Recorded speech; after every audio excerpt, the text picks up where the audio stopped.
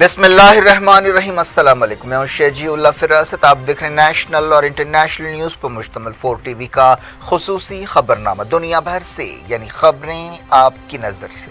सबसे पहले headline. Abu Dhabi हमलों के बाद सऊदी अरब ने यमन पर की भयानक बमबारी, 20 जाँ बहक, एक ही खानदान के 14 अरकान शामिल।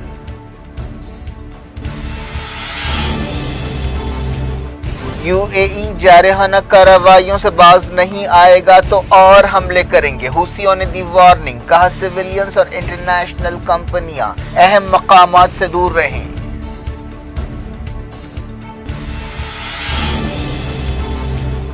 यमन जंग तेज होगी, एक्सपर्ट्स को अंदेशा। सऊदी अरब और अबुधाबी के शहजादों की बातचीत।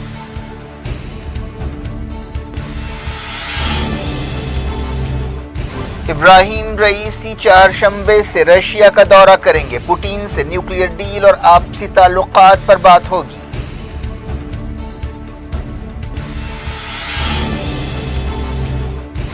इस्राएली फौज की टक्कर से जख्मी बुजुर्ग फलस्तीनी जाँ बहक, कई मकामात पर धावे, दर्जनों फलस्तीनी गिरफ्तार।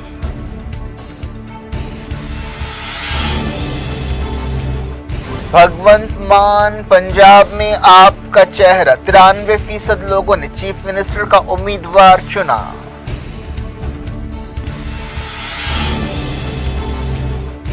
इंडिया के एक्टिव कोविड केसेस 17 लाख से ज्यादा हो गए। एक्सपर्ट्स ने कहा तीसरी लहर जनवरी के आखिर में पीक करेगी।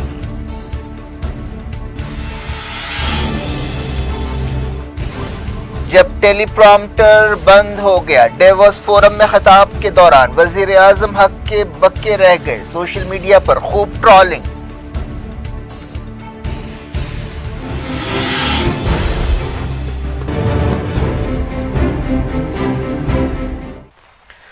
हेडलाइंस आपने देखी। अब खबरों की तफसील की तरफ आपको लिए चलते हैं। मिडल ईस्ट से शुरुआत। यूएई में हूसियों के हमले के बाद सऊदी अरब ने यमन पर भयानक बमबारी की, जिससे कम से कम 20 लोग जाँ बहक हो गए। मरने वालों में एक ही खानदान के तमाम अरकान भी शामिल हैं। ये एक साबिक फौजी ओहदेदार का घर था। इस हमले में 14 लोग मारे गए हैं जो उनके घर वाले थे। न्यूज़ एजेंसी रॉयटर ने मकामी लोगों और मेडिकल ओहदेदारों के हवाले से ये बात बताई। यह हमला यमन के दारुल हुकूमत सना के इलाके लिब्बी में किया गया, जिससे साबिक फौजी ओहदेदार, उनकी बीवी, 25 साल बेटा और दूसरे घर वाले हलाक हो गए। अल मसीरा टेलीविजन चैनल ने बताया कि यह हमले पीर की रात और मंगल की सुबह किए गए, जिससे कई घरों को नुकसान पहुंचा। ये सना पर 2019 के बाद सबसे खतरनाक हमला था। इससे पहले हूसियों ने यूएई के दारुल हुकूमत अबुधाबी में एक हमला किया था, जिससे 3 लोग मारे गए थे। मरने वालों में 2 इंडियंस और 1 पाकिस्तानी शामिल है। इस हमले के नतीजे में एक इंटरनेशनल एयरपोर्ट की कंस्ट्रक्शन साइट और फ्यूल टैंकर्स में आग लग गई। अल मसीरा टेलीविजन चैनल ने बताया कि सऊदी अरब ने पूरे यमन में 50 से ज्यादा हमले किए। मारीब सूबे में भी हमले किए गए हैं।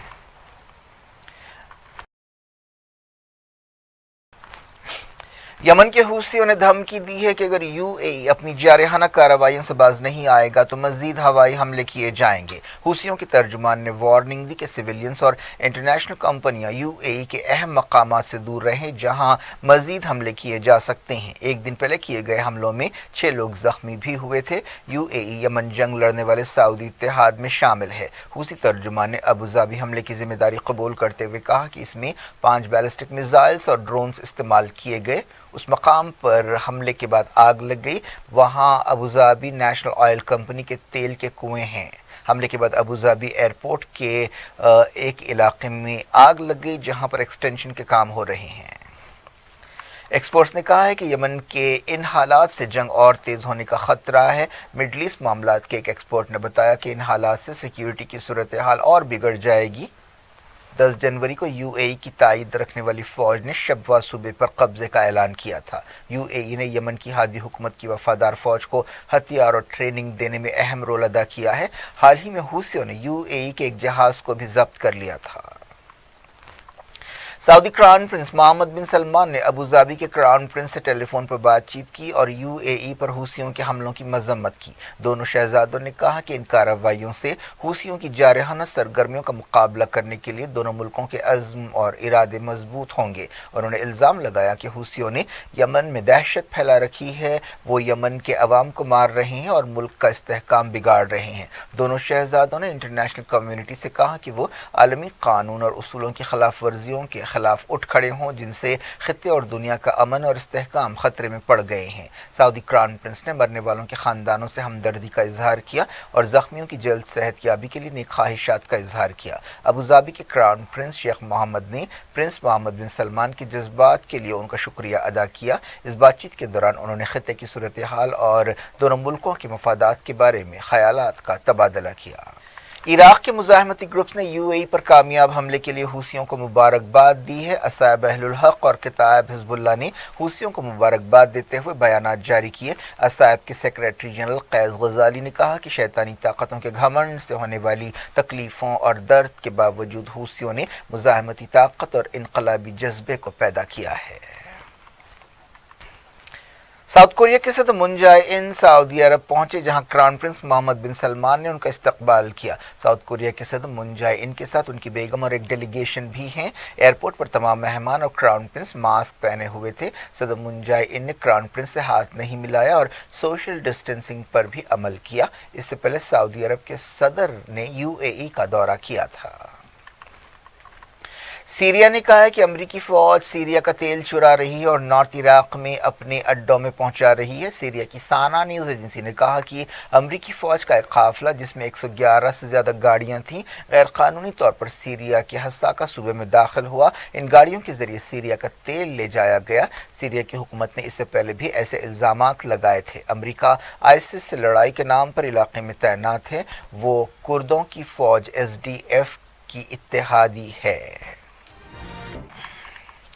जारी रखते मिडल ईस्ट की खबरों के सिलसिले को। ईरान के सदर इब्राहिम रईसी चारशंबे से रशिया का 2 दिन का दौरा करेंगे। वो रशिया के सदर व्लादिमीर पुतिन से मुलाकात करेंगे। दोनों मुल्कों के दरमियान पहले से ही मजबूत ताल्लुकात हैं। ईरान और रशिया सीरिया जंग के दौरान बशर अल असद के मजबूत इत्तेहादी थे। ओहदेदारों ने बताया कि रईसी के दौरान आपसी ताल्लुकात को बढ़ावा देने और न्यूक्लियर डील के बारे में बात होगी। ये दौरा एक ऐसे वक्त हो रहा है जब वियना में ईरान न्यूक्लियर डील बहाल करने के लिए बातचीत अहम मरहले में है। ये दौरा 2 दिन का होगा जिसके दौरान बाद समझौतों पर दस्तखत किए जाएंगे। रईसी रशियन पार्लियामेंट डूमा से भी खिताब करेंगे। उनके साथ कई वजीर दौरा कर रहे हैं। ईरान के वज़ीर ख़ारजा हुसैन आमिर अब्दुल्लाहियान ने कहा है कि उनका मुल्क एशिया के मुल्कों के साथ ताल्लुकात मजबूत बनाना चाहता है और सबसे पहले एशिया पॉलिसी पर अमल कर रहा है। वो चाइना के एक टेलीविजन चैनल से बातचीत कर रहे थे। तुर्की की एक अदालत ने एक जर्मन जर्नलिस्ट को दहशतगर्दी के इल्जामात से बरी कर दिया है। ये केस कई साल से चल रहा था। इस जर्मन जर्नलिस्ट का ताल्लुक वहां की कम्युनिस्ट पार्टी से है। 4 साल 8 महीने 20 दिन बाद उन्हें रिहा किया गया। अपनी गिरफ्तारी से पहले जर्मन जर्नलिस्ट मैसल टोलो एक तुर्क न्यूज़ एजेंसी में ट्रांसलेटर की हैसियत से काम कर रही थी। इसराइली फौज के एक ट्रक की टक्कर से कुछ दिन पहले एक बुजुर्ग फलस्तीनी जख्मी हो गए थे जो अब जाँ बहक हो गए हैं। उनकी पहचान सुलेमान अल गजालीन की हैसियत से की गई है। वो फलस्तीनी मुजाहिमत की अलामत समझे जाते थे। उन्हें कुछ दिन पहले ट्रक के जरिए टक्कर दी गई थी। फलस्तीनी ओहदेदारों ने बताया कि ये एक सोचा समझा कत्ल है। फलस्तीनी वज़ीर आज़म मोहम्मद शती ने कहा कि शहीद गजालीन, उनका ख़ानदान और उनका गाँव मुजाहिमत की अलामत हैं। फ़लस्तीनी वज़ारत ख़ारजा ने एक बयान में कहा कि उनकी शहादत इसराइल की नस्ल परस्ती, वहशत और बर्बरियत, सरकारी टॉर्चर का मुंह बोलता सबूत है। वो यहूदी आबादकारों के खिलाफ हर मुजाहरे और एहतजाजी रैली में सरगर्मी से हिस्सा लेते थे। इसराइली फौज ने मगरबी किनारे और कुद्स में बड़े पैमाने पर कार्रवाई करते हुए कई लोगों को गिरफ्तार कर लिया। हेब्रोन या अल खलील में हमास के सीनियर लीडर फरहान अरकम को गिरफ्तार किया गया। जिन लोगों को गिरफ्तार किया गया उनमें छोटे बच्चे भी शामिल हैं। रामल्ला में भी क्रैकडाउन किया गया। इसी तरह की कार्रवाइयाँ जेनिन, नाबलस और दूसरे मकामात पर की गई हैं। टोंगा में आतिशफिशां फट पड़ने के बाद की पहली साफ तस्वीरें आई हैं जिनमें देखा जा सकता है कि पूरा इलाका राख के ढेर में बदल चुका है। ये 30 साल का सबसे सख्त आतिशफिशां था। टोंगा एक छोटा सा जजीरा मुल्क है जो न्यूजीलैंड के करीब है। न्यूजीलैंड इस सानहे से मुतासर हो सकता है और अब न्यूजीलैंड के सामने साफ पीने के पानी और दूसरे सामान की सप्लाई का एक मुश्किल काम है, क्योंकि हवाई जहाज टोंगा के एयरपोर्ट पर नहीं उतर सकते। टोंगा के आसपास के कई जजीरों को भी नुकसान पहुंचा है। इस हादसे में कम से कम 2 लोग हलाक हुए हैं, लेकिन कई लोगों को डर है कि मरने वालों की तादाद बहुत ज्यादा हो सकती है। पिछले हफ्ते समंदर के अंदर आतिशफशां फट पड़ा था, जिसके बाद सुनामी वार्निंग जारी की गई थी। टोंगा में कोई 170 जजीरे हैं जो पैसिफिक के इलाके में फैले हुए हैं। टोंगा में 1 लाख से ज्यादा लोग रहते हैं। बात करते हैं इंडिया की। भगवंत मान चीफ मिनिस्टर के ओहदे के लिए पंजाब में आम आदमी पार्टी के उम्मीदवार होंगे। आम आदमी पार्टी ने चीफ मिनिस्टर के ओहदे के लिए अवाम से राय मांगी थी कि किससे उम्मीदवार बनाया जाए। हजारों लोगों ने सोशल मीडिया और टेलीफोन के जरिए अपनी अपनी राय दी। 93% से ज्यादा लोगों ने भगवंत मान की तायद की। दिल्ली के चीफ मिनिस्टर और आम आदमी पार्टी के कन्वीनर अरविंद केजरीवाल ने 2 मरतबा रुकने पार्लियामेंट रहने वाले भगवंत मान की उम्मीदवारी का ऐलान किया। पंजाब में 20 फरवरी को असेंबली इलेक्शंस होने वाले हैं। भगवंत मान एक कॉमेडियन थे।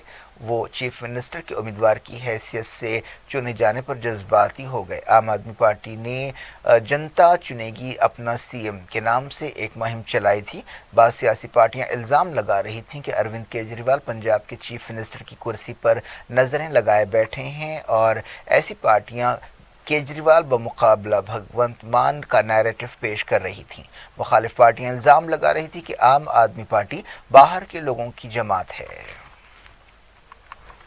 इंडिया में पिछले 24 घंटों के दौरान 2,38,000 से ज्यादा कोविड केस रिकॉर्ड किए गए। मुल्क के एक्टिव केसेस बढ़कर 17,36,628 हो गए हैं। 310 मौतें भी हुई हैं। वजारत सेहत ने बताया कि अब तक मुल्क में 158 करोड़ 4 लाख से ज्यादा वैक्सीन डोजेस दे दिए गए हैं। पॉजिटिव रेट तकरीबन 15% है। एक रिपोर्ट में कहा गया कि ओमिक्रॉन की वजह से पैदा होने वाली तीसरी लहर जनवरी के आखिर में अपनी इंतहा को पहुंचेगी। एक दूसरी रिपोर्ट में कहा गया कि मुंबई में ओमिक्रॉन की लहर कम होना शुरू हो गई है, लेकिन मुल्क के बाकी हिस्सों में ये लहर थमने के लिए 1 महीना लगेगा।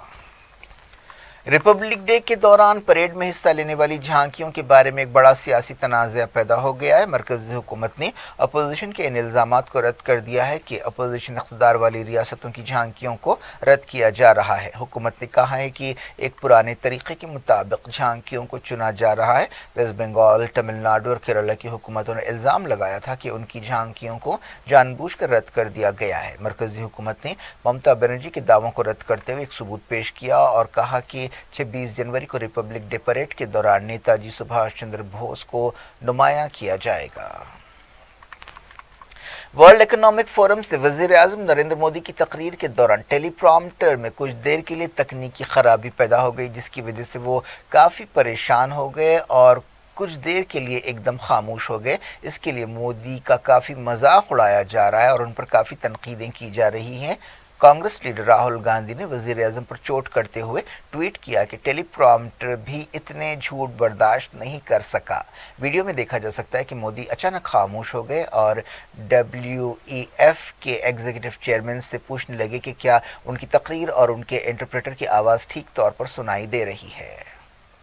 वज़ीर आज़म ने वर्ल्ड इकोनॉमिक फोरम के डेवोस एजेंडे से पहले दिन खिताब किया। कई आलमी लीडर्स इस समिट से खिताब करने वाले हैं। वज़ीर आज़म के साथ पेश आने वाले इस वाक़े का ट्विटर और सोशल मीडिया पर काफ़ी मजाक उड़ाया जा रहा है और ये नंबर 1 ट्रेंड बन गया है। खराबी दूर होने के बाद मोदी ने अपनी तकरीर जारी रखी। राहुल गांधी के ट्वीट के बाद ट्विटर यूजर्स में से कई लोगों ने कांग्रेस लीडर का एक पुराना वीडियो शेयर किया, जिसमें वो मीडिया से कह रहे हैं कि नरेंद्र मोदी खुद से कुछ नहीं बोल सकते, वो टेलीप्रॉम्प्टर से देखकर पढ़ते हैं। कांग्रेस से ताल्लुक़ रखने वाले कई ट्विटर हैंडल्स पर वज़ीर आज़म की डेवोस तकरीर का नोट लिया गया। कांग्रेस रुकन पार्लियामेंट कार्ति चिदम्बरम ने तंज करते हुए कहा कि एक इंक्वायरी कमीशन बिठाना चाहिए और आलमी साजिश की तहकीकात होनी चाहिए। मोदी ने अपनी तकरीर में उनकी तरफ से किए जाने वाले सुधार का जिक्र किया। उन्होंने कहा कि इंडिया की पॉलिसियों में फौरी ज़रूरतों को ही नहीं बल्कि आने वाले 25 साल की ज़रूरतों को मद्देनज़र रखा जा रहा है। उन्होंने कहा कि मुल्क में इंफ्रास्ट्रक्चर प्रोजेक्ट्स बड़े पैमाने पर जारी हैं और ये इंडिया में इन्वेस्टमेंट के लिए सही वक्त है। کیا کچھ ہو رہا ہے آپ کی دنیا میں؟ آخر میں ہیڈ لائنز دنیا بھر سے ایک بار پھر دیکھتے ہیں۔ ابوظہبی حملوں کے بعد سعودی عرب نے یمن پر کی بھیانک بمباری، 20 جاں بحق، ایک ہی خاندان کے 14 ارکان شامل۔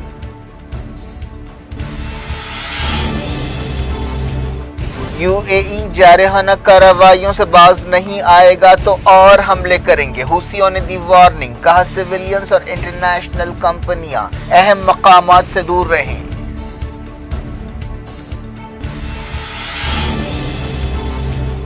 یمن جنگ تیز ہوگی، ایکسپرٹس کو اندیشہ، سعودی عرب اور ابوظہبی کے شہزادوں کی بات چیت۔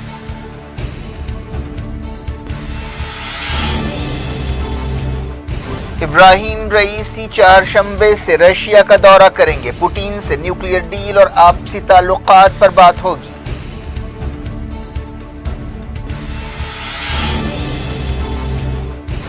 اسرائیلی فوج کی ٹکر سے زخمی بزرگ فلسطینی جاں بحق، کئی مقامات پر دھاوے، درجنوں فلسطینی گرفتار۔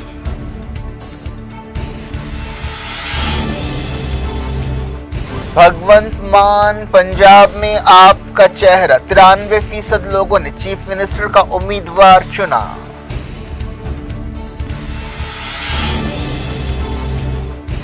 انڈیا کے ایکٹیو کووڈ کیسز 17 لاکھ سے زیادہ ہو گئے، ایکسپرٹس نے کہا تیسری لہر جنوری کے آخر میں پیک کرے گی۔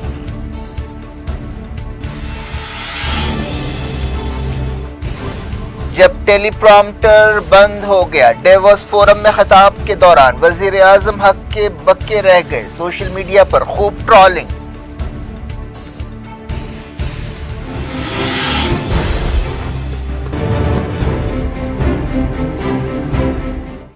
یہ تھی آج کی خبریں، شیڈول افراسب کو دیں اجازت اور اپنا بے حد خیال رکھیں۔ اللہ حافظ۔